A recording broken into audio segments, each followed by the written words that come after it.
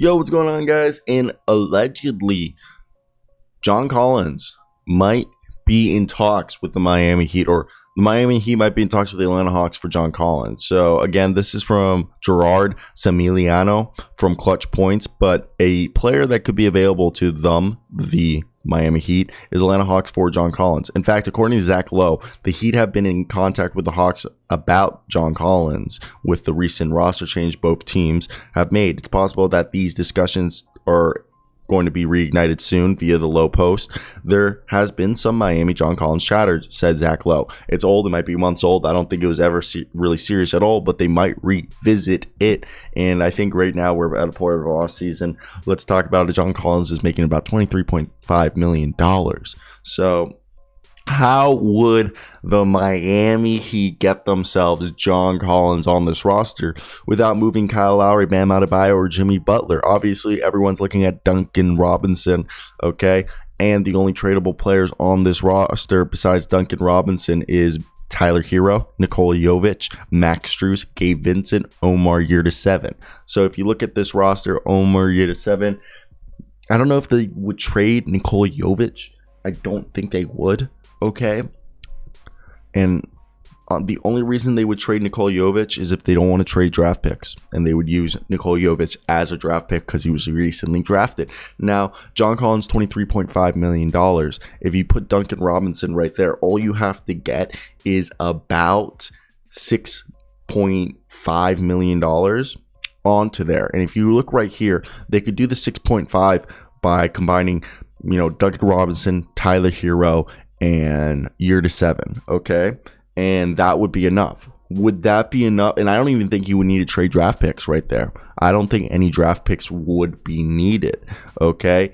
And I don't think that's the deal that they would want. I think they would want more wing guys. So if they took, Duncan Robinson, and the thing is if they did this, I think Tyler Hero has to be in this deal. Duncan Robinson, Tyler Hero.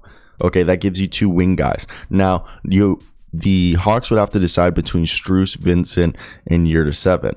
I assume the Heat would say no to Strus because if they're trading Duncan, they want Strus. Okay. And I think Yurtseven. I think it would be Yurtseven because then they would have Yurtseven and Frank Kaminsky maybe duke it out, or Vincent and Aaron Holiday. But I think this would be the best deal for them.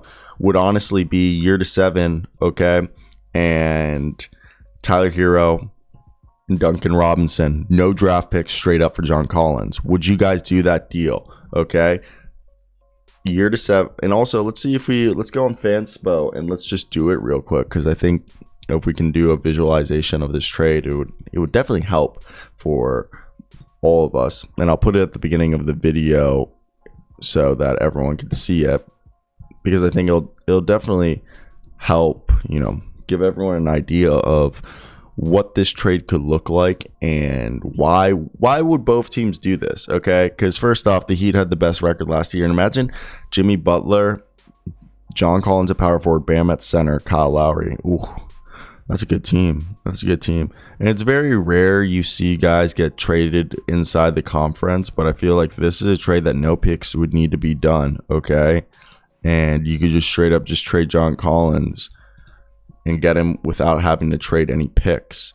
And yeah, this deal works. This deal allegedly makes the Heat worse.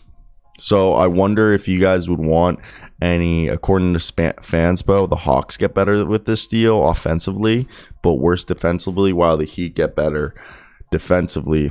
So I want to hear your guys' thoughts down below. What would you guys do and why? But I do think it's just interesting to see John Collins, what people think he's worth. Because for me, I've always liked John Collins, and I thought he was a good basketball player. But it seems like a lot of people don't like John Collins, and I think he's underrated. Also Kevin Schonard is somebody who's of AtlantaHawks.com convinced me way more. Like I legitimately think that John Collins is undervalued by the NBA and just been misutilized, and he just has a skill set that is so unique, and that especially if he was in the KG era, I think John Collins would be one of the top players.